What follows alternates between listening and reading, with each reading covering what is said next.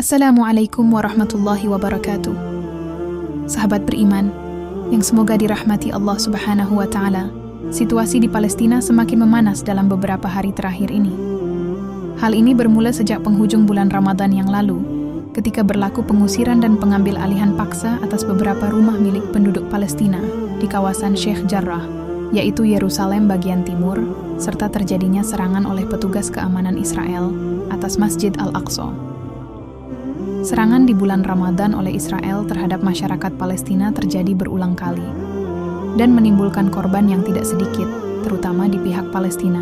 Dengan bahasa kekuasaan dan diplomasi, negara Israel tidak pernah peduli atas kecaman pihak internasional terhadap berbagai pelanggaran dan kekerasan yang mereka lakukan. Walaupun banyak dari pihak dunia yang tidak menerima atas perilaku Israel tersebut, namun ada juga yang menutup mata dan memberikan dukungan kepada Israel. Pada pembahasan kali ini adalah menanggapi klaim Yahudi atas Palestina serta sifat kekuasaan mereka di negeri itu. Pada tahun 1922, Leopold Weiss sedang berada di Yerusalem. Dia adalah seorang Yahudi Austria-Hungaria yang masuk Islam dan mengganti namanya menjadi Muhammad Asad.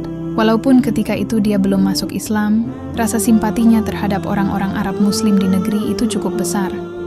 Dia bersikap sangat kritis terhadap misi Zionis untuk mendirikan negara Israel di Palestina. Pada satu kesempatan, dia mendengar Chaim Weizmann berbicara dalam salah satu kunjungannya di Yerusalem. Weizmann merupakan salah satu pemimpin penting Zionis yang berbasis di Inggris. Di akhir pembicaraan Weizmann, Leopold Weiss mengajukan pertanyaan. Dia mengkritik Zionisme yang bermasalah secara moral, karena telah mengabaikan masyarakat Arab Palestina yang jumlahnya mayoritas ketika itu, dan merupakan penduduk asli Palestina. Dengan ringan Weizmann menjawab bahwa di masa depan orang-orang Arab Palestina tidak akan lagi menjadi penduduk mayoritas di sana. Weizmann bersikap tidak peduli terhadap Leopold Weiss yang mengkritiknya, hingga akhirnya negara Israel berdiri pada tahun 1948.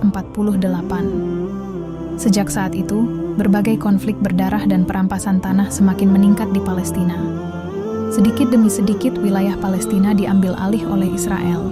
Dunia hanya bisa mengeluarkan resolusi, tanpa ada satupun yang mampu menghentikan apa yang dilakukan oleh Israel terhadap Palestina. Israel mengklaim bahwa Yerusalem dan Palestina atas agama Yahudi. Akan tetapi, diskriminasi dan kekerasan yang mereka lakukan terhadap masyarakat Palestina tidak mencerminkan perilaku orang-orang yang memiliki agama. Israel ketika itu dilihat oleh banyak orang sedang memainkan peranan Nazi di Palestina.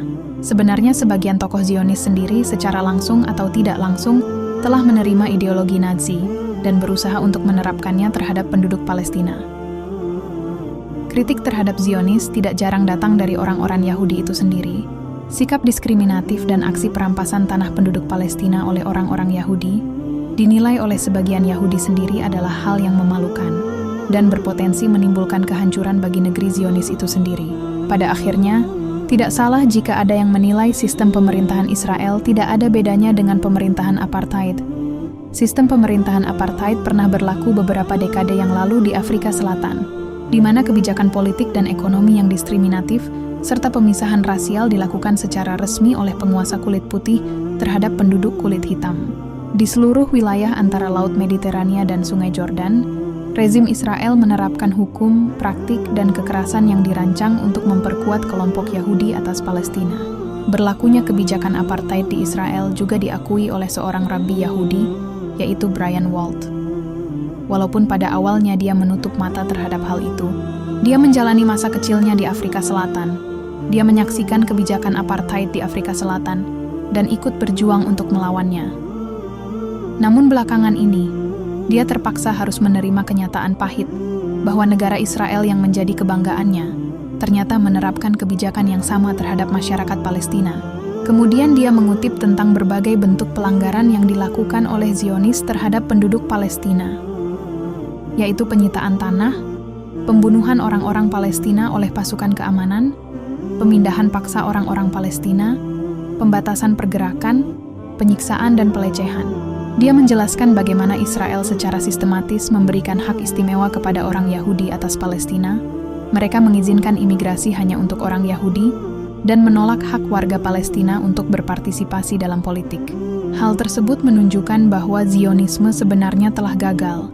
Zionisme sama sekali tidak menghasilkan negara ideal yang layak dikagumi, sekalipun mereka memiliki pencapaian sains dan teknologi. Negara Israel tidak lebih hanyalah mimpi buruk bagi kemanusiaan. Mereka yang mendukung dan memuja Israel kemungkinan telah mengalami delusi atau telah menjadi bagian dari mimpi buruk tersebut. Wallahu a'lam bishawab. Subhanakallahumma wa bihamdika ashhadu an la ilaha illa anta astaghfiruka wa atubu ilaik. Wassalamualaikum warahmatullahi wabarakatuh.